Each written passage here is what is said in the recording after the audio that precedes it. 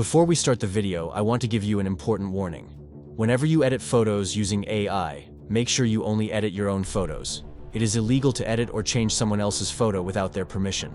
So please use AI responsibly and do not edit other people's pictures. These days, many people are editing their photos using AI prompts. With prompts, you can easily change your background, clothes, or dress without changing your face.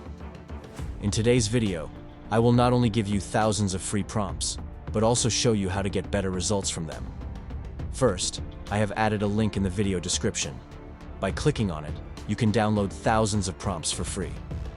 After that, we'll use these prompts on Google Gemini or ChatGPT to enhance our photos. Let's start.